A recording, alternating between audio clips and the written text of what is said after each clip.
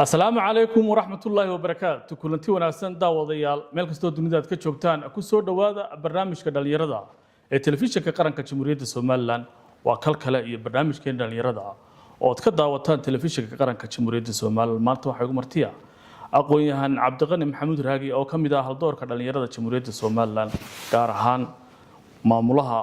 wax soo saarka shirkadda Sagal Jet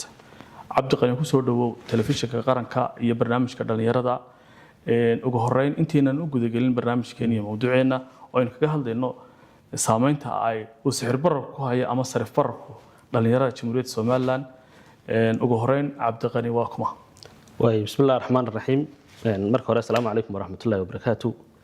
waxaan aad u salaamayaa intaanan bilaabin barnaamijkeena dadiyadayaasha barnaamijka Khadar Xeefay iyo tiimka kale hawlwadanada waan ku faraxsanahay inaan markii ugu horeysay ka soo qayb galo barnaamijka dhalinyarada ee telefishinka qaranka Jamhuuriyadda Soomaaliland ugu horeyn magacaygu waa saa sheegtay Cabdiqani Maxamuud Raage waxaan kamid ahay dhalinyarada ku nool magaalada Hargeysa waxbarashadeedii digriigii waxaan diyaariyay jaamacad ku taala magaalada Hargeysa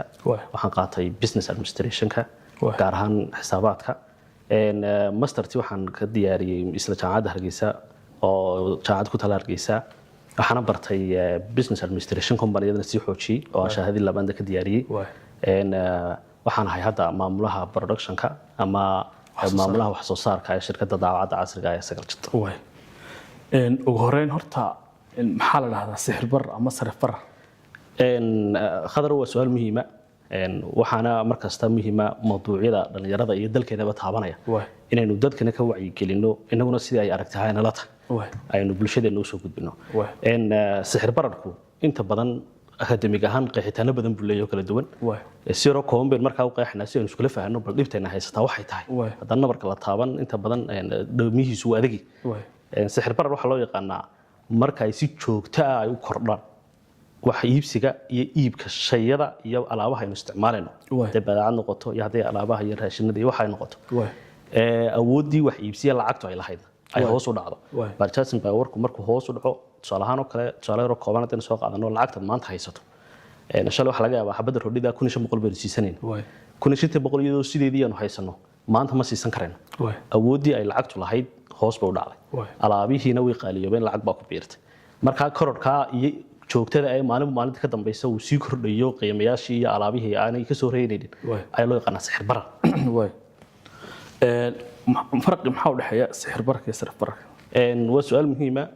sixir bararka iyo sarif bararku direct relationship ay horta wada leeyihiin xiriir toos ah ka dhaxeeya sixir bararku wuxuu saameeyaa si toos ah alaabaha iyo badeecadaha gudaha dalka laga soo saaro oo gudaha dalka lagu isticmaalayo waxaana keenaysa sarif bararkuna uu ka duwan yahay inta badan sarif bararku wuxuu keenaa marka la barbar dhigo lacagta leeyahay lacagta kale ee dalka la isticmaalayo tusaalahaan oo kale waxa la isbarbar dhigayaa lacagta dollarka iyo lacagta cash-ka Soomaaliland hoos u dhaca ku yimid lacagtii dalka ee gudaha dalka laga isticmaalayay ayaa la oranayaa waa sarif barar sarif bararku marka wuxuu keenaa oo dhibta ugu weyn ay noqonaysaa hadduu sarif barar dhaco waxa dhacay sarif barar marka way isku xidhayeen markastoo sarif barar dhaco oo lacagtii dalku lahaa ee wadankeenu lahaa hoos u dhacdo value-geedii qiimaheedu hoos u dhaco waxay sababaysaa inuu sixir barar alaabihii dhan ay qaaliyoobaan oo sixir bararkeena si toos ah noo saameeyo dhalinyarada isku saameeya sarif bararku waa su'aal muhiim ah dhalinyaradu horta 70% iyo in ka badan imika dalkeena waa dhalinyaro waxay u baahan yihiin nolol wanaagsan waxay u baahan yihiin mustaqbal qof kastaana dhalinyarana wuxuu kula halgamaya sidoo nolosha meel uga gali lahaa haddaynu su'aasha ka jawaabno saameyn weyn buu dhalinyarada ku leeyahay khadaro waxaana kamid ah nolosha qaalin ku noqoto qofka dhalinyarada hadii sixir barar dhaco qofkii cunto ma iibsan karayo hadduu suuqa ku nool yahay kira iskama bixin karayo shaqooyin kale ma geli karo sababtoo ah dadka badankeedu lacagaha ku shaqeeyaan marka la eego qofka wixii suuqa ay uga geynaysay ayaan hadda ku iibsan kareynin qodob labaad baa jirto shaqo la'aan bay sababta oo maadaama dhalinyarada u badan yihiin dadkeenu ay 70% leeyahay u badan yihiin waxyaabaha ugu muhiimsan ee la ogaaday waxa weeyaan shaqo la'aantu inay ka noqoto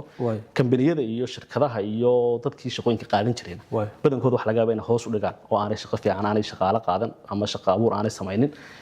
sidoo kale waxyaabaha kale muhiimka waxa kamid ah fursadaha ganacsi iyaguna way yaraadaan oo waxyaabaha sixir bararka keena kamid ah arrinka ugu weyn ee saameynta kula dhalinyarada waxa weeyaan ganacsiyada yaryar iyagana dhibaato kale ku dhacdo dadkan yarar imka suuqa wax ka iibsada ama kaaroonayaasha ama businesska dhexe ku jira ama wax iibsiga suuqa caadi wax uga iibinaya lacagti markay sicir baradho ama sarif baradho qofkii uu adkaanaysa inuu alaabtii yar isku badbedelayay wax ka iibinaya ama wax ku soo celinayay in mar kaliya iibsado waxaan laga yaabaa inuu ganacsi badan oo meesha uu ka baxo mustaqbalka dhalinyarada mugdi baa galaya haddii ay sicir barar ku sii socdo qofkii waxa weeyaan markii waxba iibsan kari waayo cunto iibsan kari waayo qof kasta mustaqbal buu leeyahay dhalinyarada markuu waxbarashadii soo dhameeyo uu doonayo markaan mustaqbalkiisa dhisto haddii lacagtii uu ku shaqeynayay ama uu haystay aan waxba u jaraynin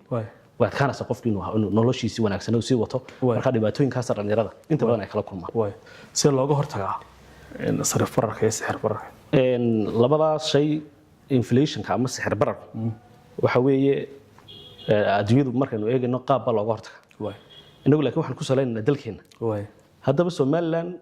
dhibaato weyn baa haysataa oo dhinaca dhaqaalaha marka la eego waxaa sababaya waxa horta aynu wax la soo degnaa alaabaha badankooda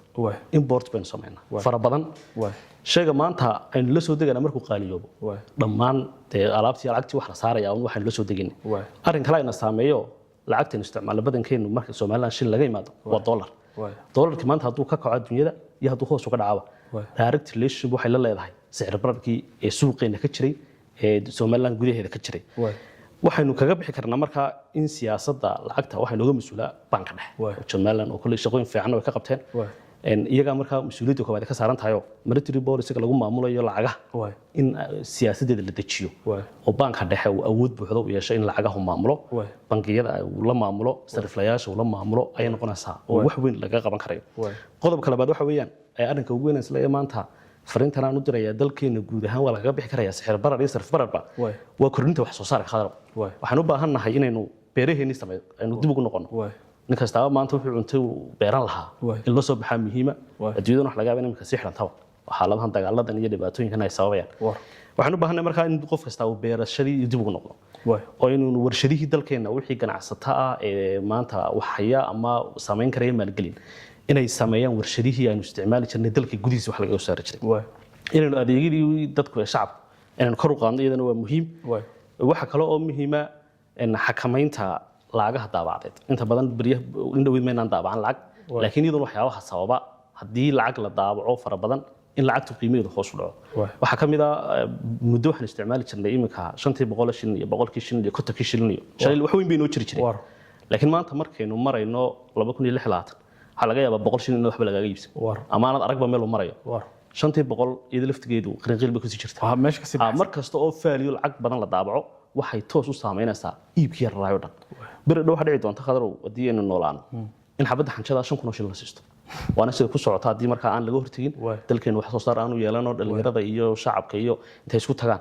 nin kasta aanu beeriisi qodan taynu ku soconay tan noqonaysa waxa kale muhiima kordhinta dhoofka import baan sameynaa wax bay la soo degnaa waxa saan u baahannahay inaynu inagu wax dhoofino waa maxay dhoofin karnaa imka dahab baa dalkeena ay ciiraya meel badan baa marka meel dahab lagu sheego islaan kasta qof kasta toos buu carray halkaas u taga laakiin waxaan u baahanay jahayn dadka inaynu jahayno oo waxa weeyaan dadka loo tuso yani dadka wax soo saarkiisa in dibadda la geyn karayo habkii iyo beeyadii baan caan ku ahayn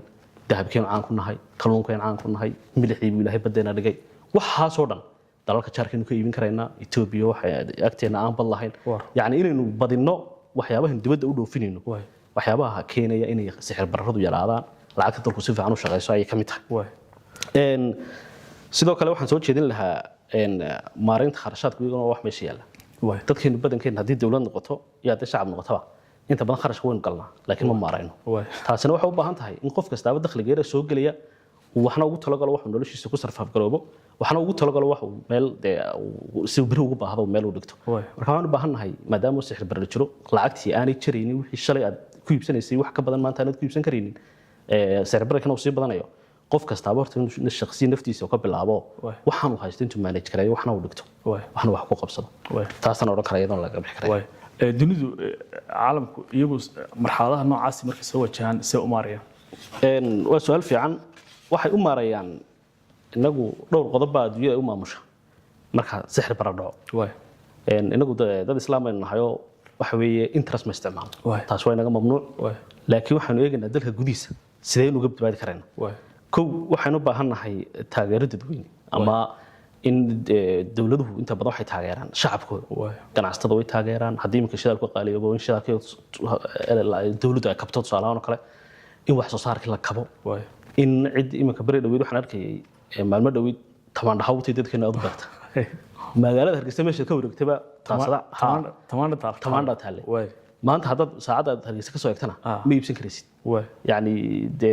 50,000 bay ku dhawaatay halkii shalay kalena 7,000 shilin ay magaalada banaanka ku taal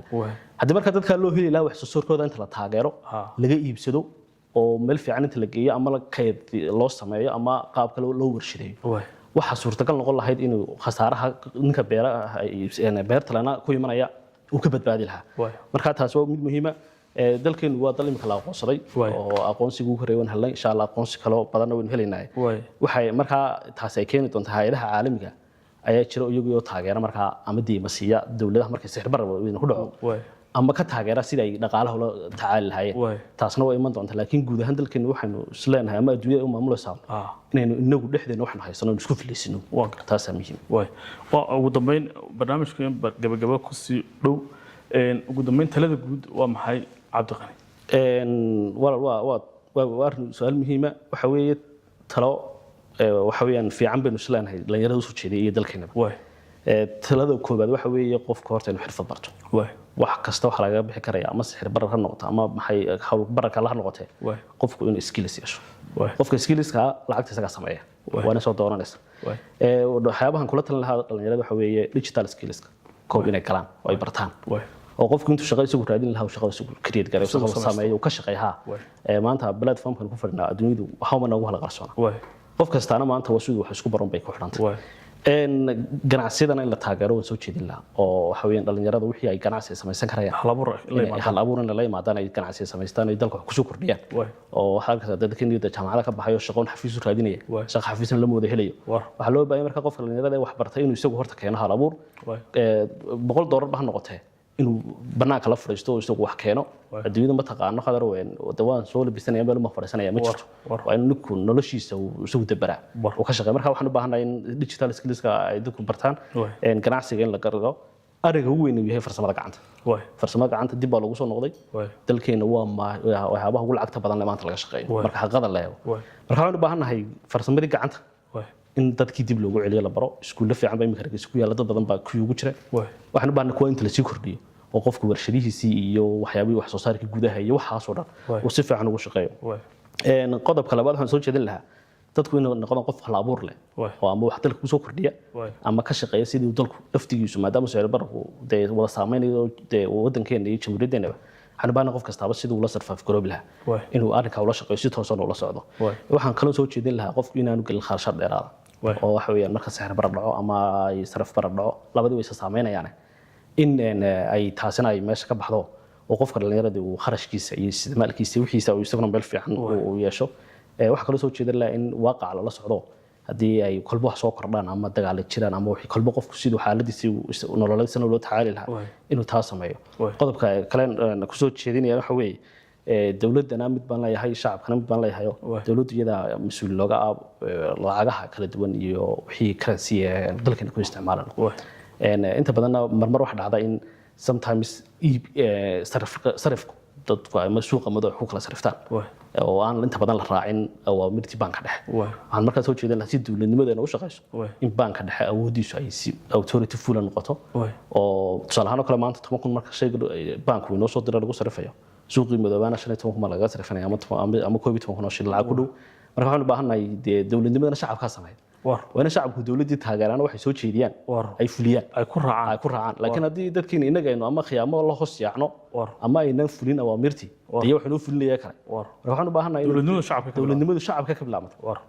shacabka dawladda lagu sheegano shacabkaas oo awaamirti si fiican u fuliya wadamada qaar waxa dhacaysa xabadda xanjada marka dugtin laga daba qaado lagu dhaajay badi ku marka dalkeena inaga cida cidna uma maqna cilmo maqday baa loo oran jiray inaga laga sugay inaynu wax bedelno marka dhalinyarada guud ahaan fariintan faraya waxa weeye war inaguna dawladana la shaqeyno wanaaga iyo waxa horumarka dalka ka socday ka shaqeynayaan ay barbarkeeda inta ay istaagna nin kastaaba wixii uu markaa ku tari karayna ku taro